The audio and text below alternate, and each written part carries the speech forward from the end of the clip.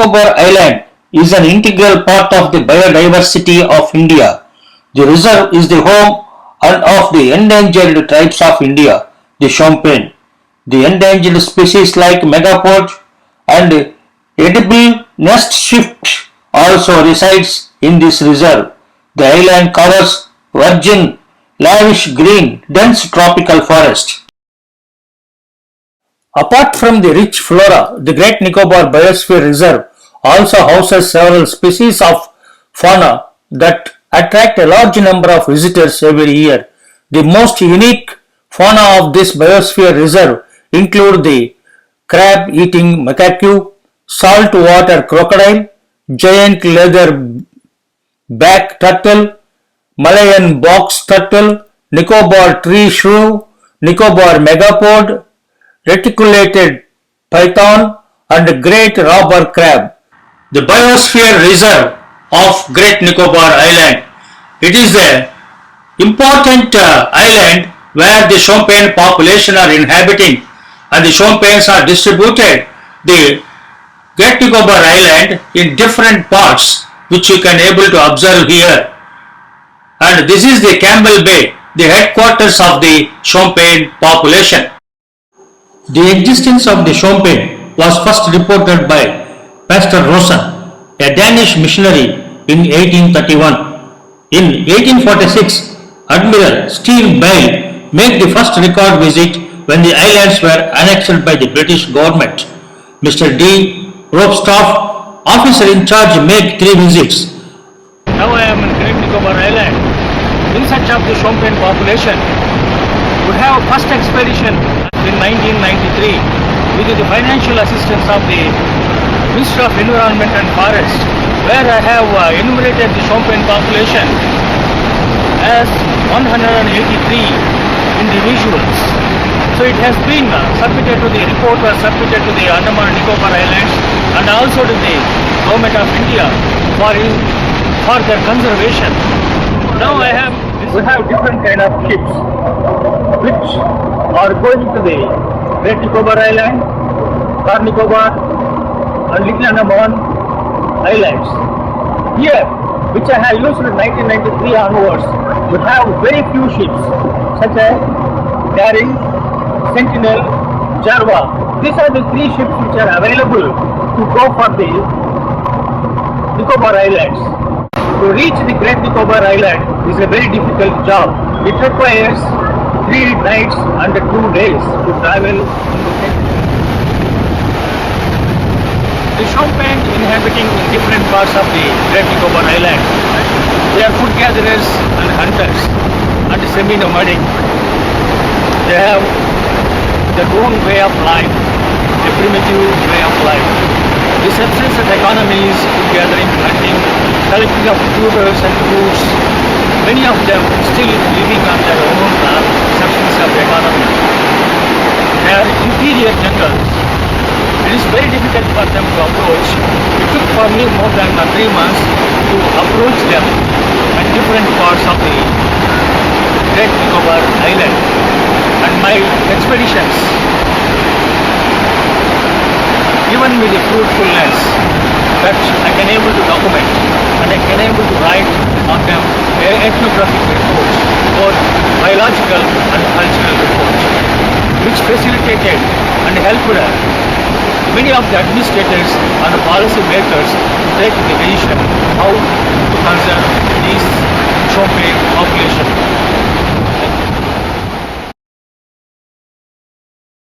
Great Nicobar is the southernmost of the Bay Islands, lies between 6.45 and 7.15 degrees north latitude and 93.58 and 93.55 east longitude. It is the largest in the area among the Nicobar group of islands, with an area of 1045 square kilometers with a length of 55 kilometers between Murray Point in the north and Pygmalion Point in the south. The Pygmalion Point, that is Indira Gandhi Point, the southernmost boundary of India, is about 144 kilometers from Aching head of Sumatra.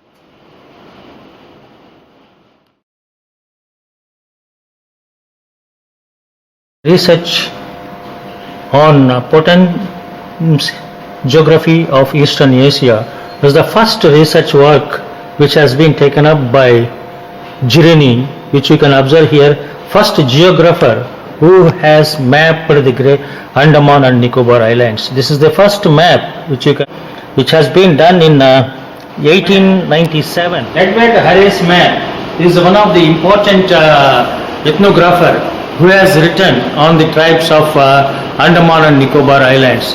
Here you can see the Edward Harris man, first published in 1883. Its title is The Aboriginal Inhabitants of Andaman Islands. Here he has given a detailed account of these tribals ethnography. That is, he has given about the magic and witchcraft, which is very important to know, the tribal distribution and the tribal community, the nomadism, habitation and adoption relationships. The 1903, Borden Claus made an expedition to Nicobar Islands. He studied about the flora and fauna and the people of Great Nicobar Island. According to him, the Shompen village in Pullakunji inhabited by open shrub and jungle. The Shompen are split into two divisions. The larger who inhabits the interior forests were hostile. The other Mawas Shompen who form settlements near the coastal villages are quiet and friendly. The Census of India 1921 states that Shompens of Jubilee, Dagmar and Alexander River basins were friendly. They are naked except a bark cloth cover in their shame. They found only men their camps. Their women and children are run away to hide themselves. The Shompens of Galatia River are very wild and hostile. The Shompens of Dagmar River, both men and women were sick, but in other areas they were strong, tough and weary. Generally women appear weak. They are also darker than the Nicobaris. The history of our relations with the Andamanis is one of the important documents which has prepared by M.V. Portman. This is a basic report which you can observe here. He has talked about the Great Andamanis, Wongis and the Shompens of Great Nicobar Island also. This is one of the important book. The people, that is, Bonington has taken a lot of pains to prepare this map, the people where they are inhabiting. Bonington has given a detailed description of the Great Nicobar Island, the rivers, the mountains and the dwelling places of the population in the Great Nicobar Island. And he has given the population also figures, how many people are inhabiting. The tribals, the Shompens 200, other tribal Nicobaris 9,281. Book written by Frederick J. Mount is one of the important book on Andaman Islands. The book was first published in 1863. We can see the sketches, group of Andaman Islanders with the bow and arrows, you can see here.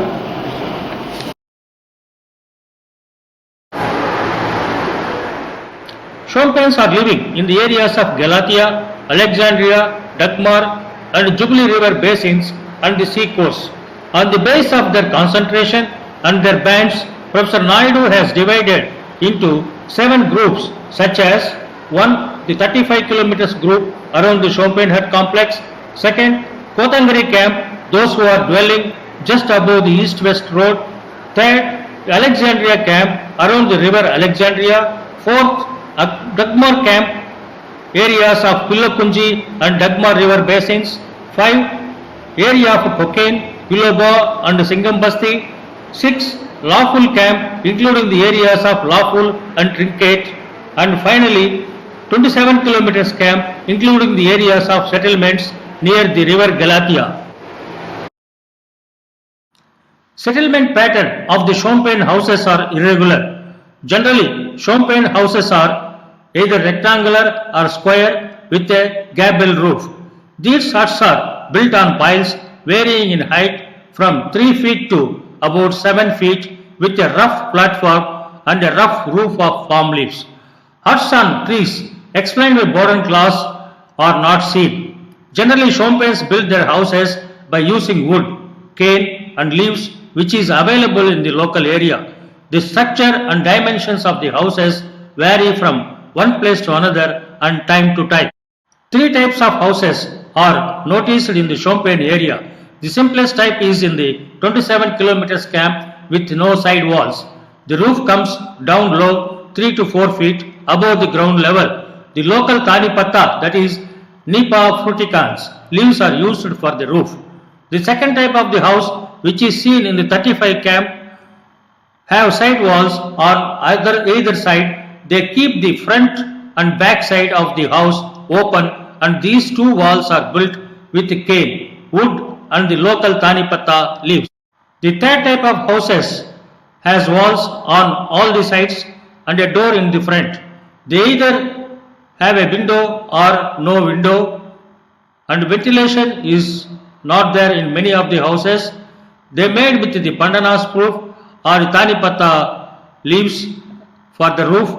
These types of houses are commonly prevalent in Singam Basti and Pillakunji area. These houses are constructed above ground level 5 to 7 feet.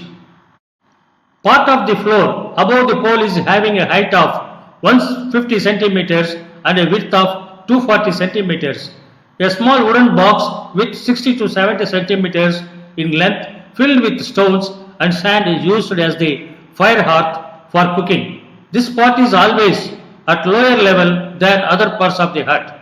The place next to the kitchen is used as a place for storing pandanas fruit, pandanas flour, fish, turtle meat and other food items and utensils. The place opposite to the kitchen and the storing place measuring 4,800 square centimeters, which is used for both dining and sleeping purposes.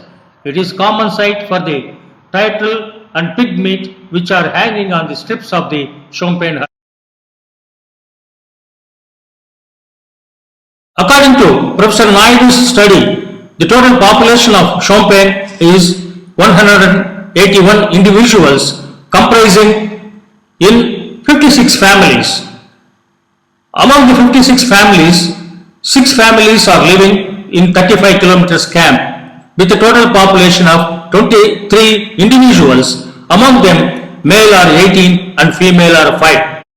In Kotangari camp, we have 22 individuals comprising 9 families. Among them, 15 are male and 7 are female.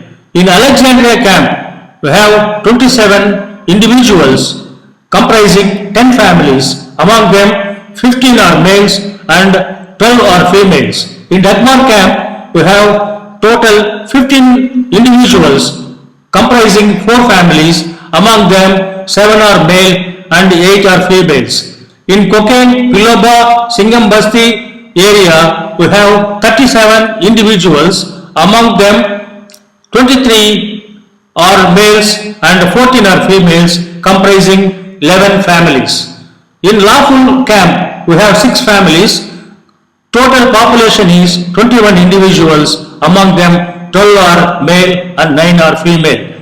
In 27 camp and Dagmar camp, we have 36 individuals comprising 10 families with 22 male and 14 are female.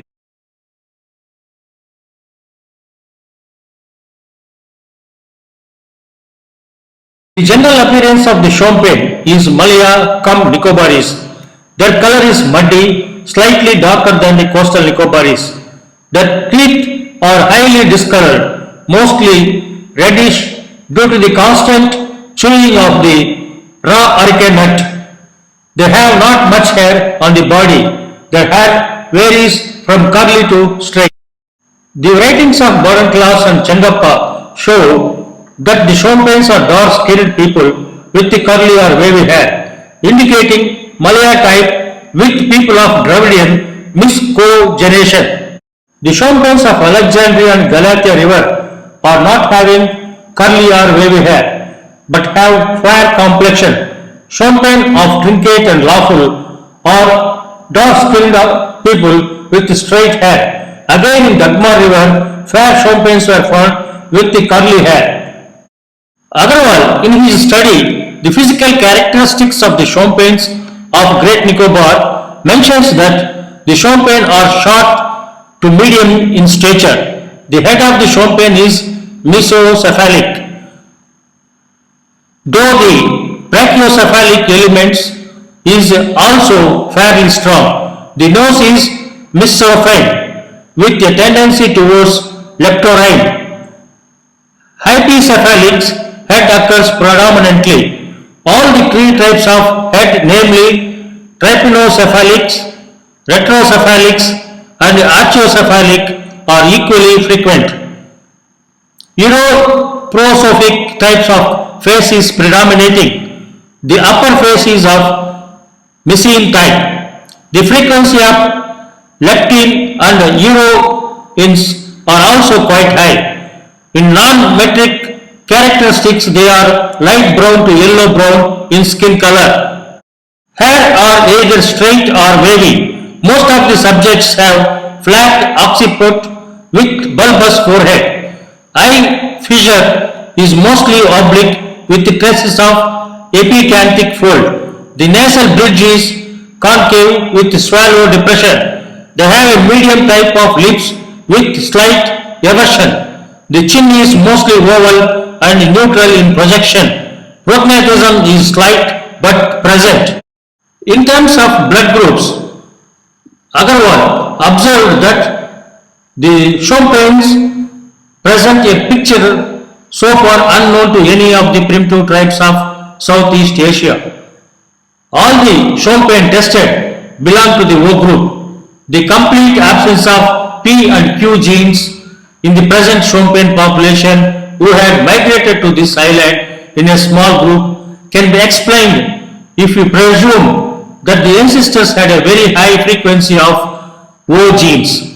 The A and B genes, which are present in the ancestor population, might have been eliminated by the action of genetic drift in the process of microevolution.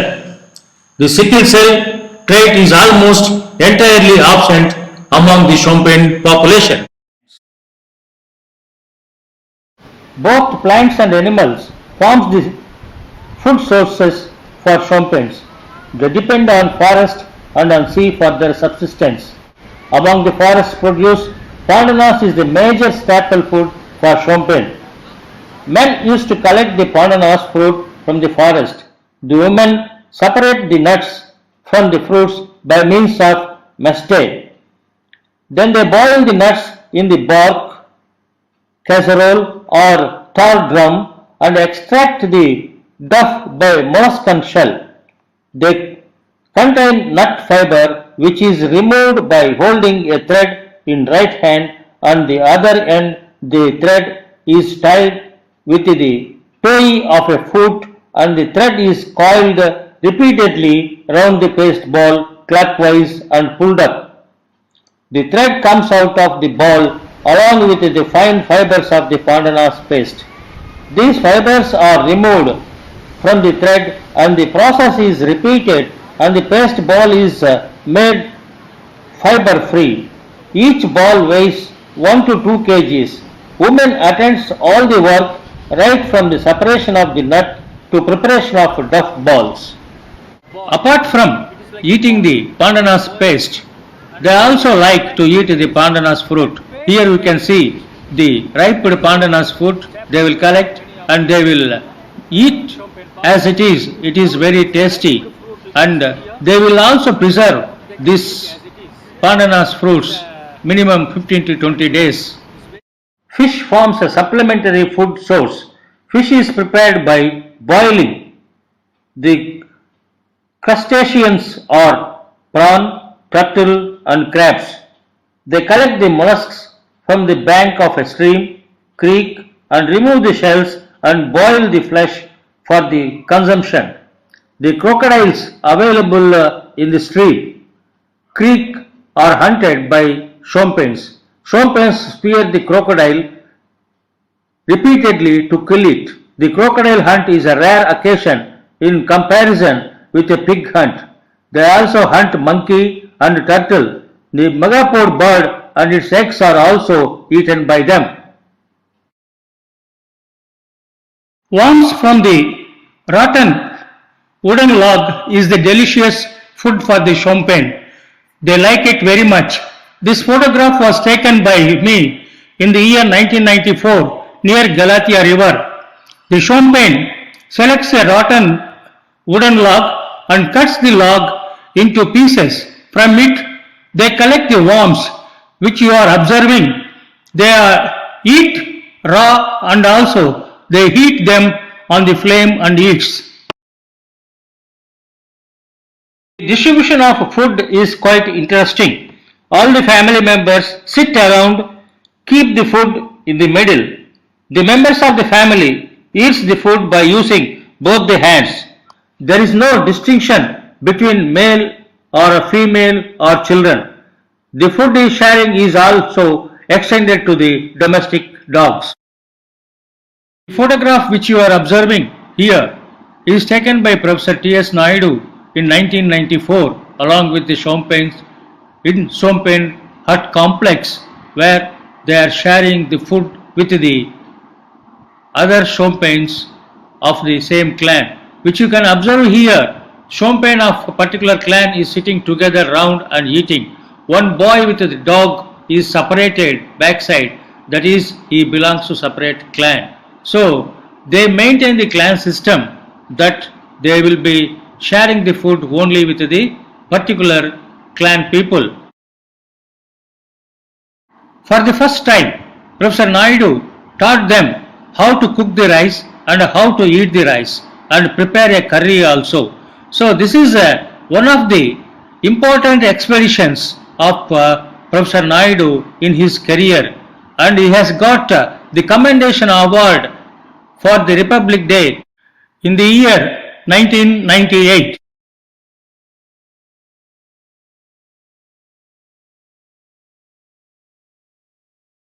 The Shompen technology is very simple. They use hand axes, spears, knives and other articles provided by the Andaman Adamijati Vikas Samiti as their tools. The Shompen are experts in preparing the dugout canoes. The dugout canoe which you are observing is prepared by the Shompens at 35 kilometers camp. It became very difficult for us to reach this place where they are preparing the dugout canoe. They have protested. They are not allowed us to go to the place where they are making the boat. But by persuasion, the staff of AIGAVS took us to the place where they are making the boat, which you can observe here. It is an excellent dugout canoe made by the Shompen people. The canoe is made with a single piece of raw wood, which you can observe here. The canoe can carry 2 to 3 persons. They use this canoe for fishing in the river and also in the sea shore.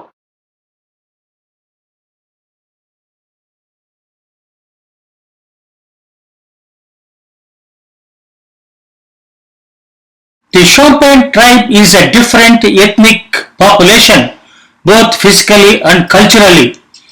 The coastal Shompen may be resembling like Nicobaris in complexion, but they are different. If we look into the Shompens inhabiting in the Galatia and Alexandria interior regions, one can able to distinguish the Shompen clearly from the Nicobaris. Many scholars not seen the Shompen inhabiting in the interior areas of Great Nicobar Island. That is why the scholars blindly draw the conclusions that the Nicobaris and the Shompens are same characteristics. The study reports by Baranclass, Mann, Changappa, Agarwal and Professor T.S. Naidu clearly shows that Shompens are different from the Nicobaris. The Shompen are facing lot of health problems. The most important one is the teeth problem, which you can observe here. They continuously chew the betel nut. That is why the teeth became colorish and also the teeth is decaying. Another important problem which they are facing is the scabies infection. Most of the Shompens are suffering with the scabies, which you can observe here. In the beginning, before my research started in 1993, most of them are thought they are suffering leprosy disease. The infection is more among the Shompens who are inhabiting in Dagmar and Jubilee river regions. Now you can see the fingers. It is almost looks like a leprosy, but it is not leprosy. It is mainly because of serious affection of scabies infection. During my research stay in Great Nicobar Island, we have given treatment with the help of the medical staff of Andaman Adimajati Vikas Samiti. Most of them are recovered in a 3 years period of our research. Another important health problem is most of them are suffering with gastrointestinal infection and also vitamin deficiency. Since 1990, that is after Jarwa issue came into the limelight, the Andaman administration and the scholars has forgotten the protection, conservation and development of other tribes such as Shompen, Wongi, Great Andamanis and Sentinel. The worst affected are the Shompen tribe. No doubt the Andaman and Nicobar administration is supporting the Shompen, but it is limited to their survival. There is no deep involvement of the administration to save the Shompen population. It is mainly because of the lack of expertise, field staff and the development of the basic infrastructure in the Great Nicobar Island for the conservation of the Shompen population. Now, let us have the experiences of Dr. A. Justin, who is head of the Institution of Anthropological Survey of India in Port Blair, and he was born here and brought up here. He has working since last 3 decades on the aborigines of Andaman and Nicobar Islands. Sir, I wanted to have your overall observations of the Shompen population who are inhabiting in the Great Nicobar Island. Shompen as a community are maintaining symbiotic relationship with the Nicobaris of Great Nicobar Island, and actually they are good horticulturists. The Nicobaris, though which many have termed as a kind of exploitation, it is not a kind of exploitation, but the Nicobaris, the coastal Nicobaris have employed them in raising the horticultural garden, making the fences, the wooding fences, and to cultivate different varieties of roots, yams and all, because Shompen themselves are good in horticultural activities, and this is based within the symbiotic relationship, and they are paid in kinds, not wages, in terms of currency and all, but in kinds, based on the kind of symbiotic relationship. They are also expert in canoe making. Canoe making. Yes. And they have been also exploited in that way, but the skill of the canoe, canoe making is being used by the Nicobaris in making large seafarer canoes of 10 to 14 meters or and even small medium size mini single seat canoe or 2-seater canoe, 6 to 7-seater canoes and racing canoes. They are quite good in that, and they have immense knowledge of the forest, the wealth and all. Okay. As anthropologists, that they are still semi-nomad. They are continuing their traditional hunting activities. At times they desert their settlement and shift to another camp. Yes. So with this in mind, I had raised it, the question of providing ambulance or a conveyance at the east-west road defeat the purpose. And to my mind, the Shompen have a traditional medicine of their own which they are continuing. I can cite one example, the settlers over there. And we all know there are different population of ex-servicemen who were inducted in 1965. They were all 365 families. Of course, 65 families did not take the land that was allotted to them, and they are mushrooming as different communities of well-dominant societies.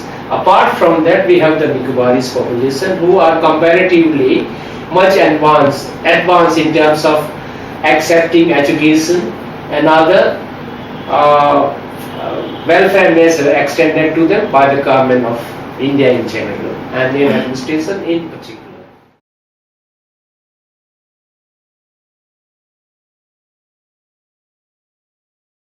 The Shompen who are living in Great Nicobar Island Biosphere Reserve are facing a threat of extinction.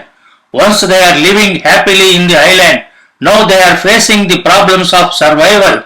Till 1960, most of the Shompens used to inhabit in the east coast of the Great Nicobar Island, where they used to get abundant bananas fruits, bananas, bamboo rice and wildlife.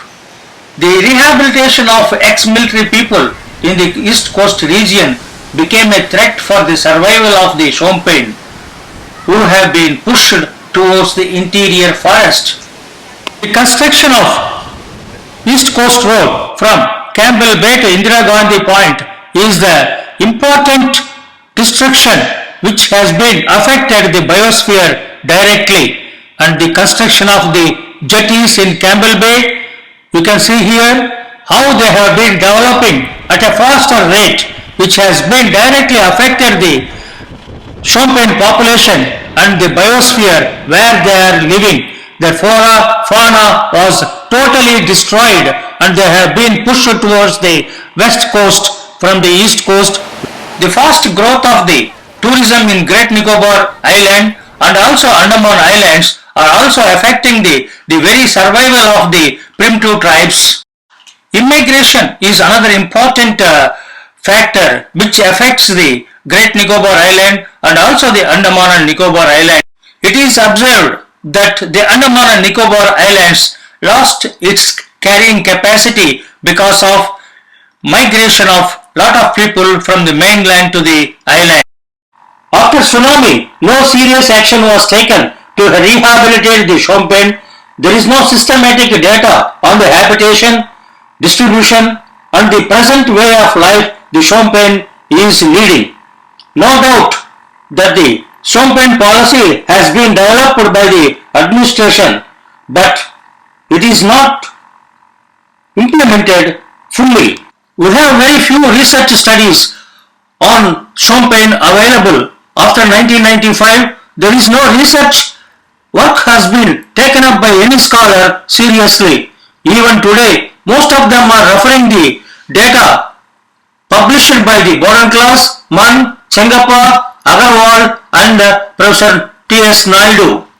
There is an urgent need to prepare a detailed ethnography, data, demography and population structure, physical anthropology, health and nutrition, and finally an action plan should be developed for the conservation of this Shompen population.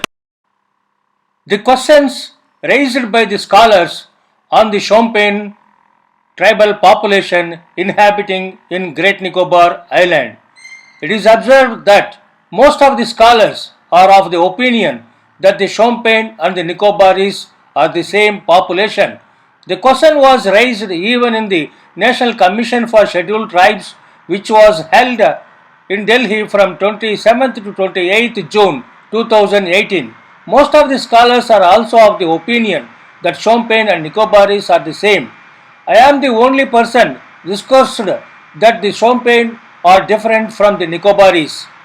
The present episode clears the doubts of the scholars that how the Shompens are differ from the Nicobaris.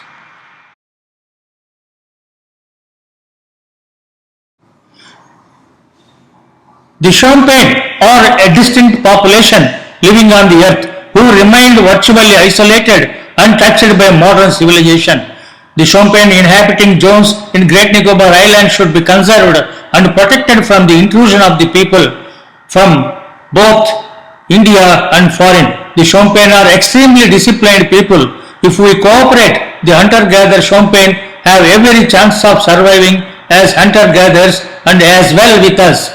There is an urgent need to prepare these documents, to look into the health status of the Shompen, prepare a detailed ethnographic report, and an action plan should be developed for the conservation of the Shompen population.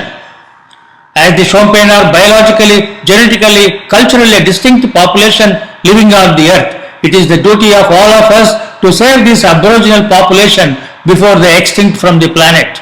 The need of the hour is to take the advice of a true anthropologist who has dedicated his life for the welfare of the tribes of Andaman and Nicobar Islands and India.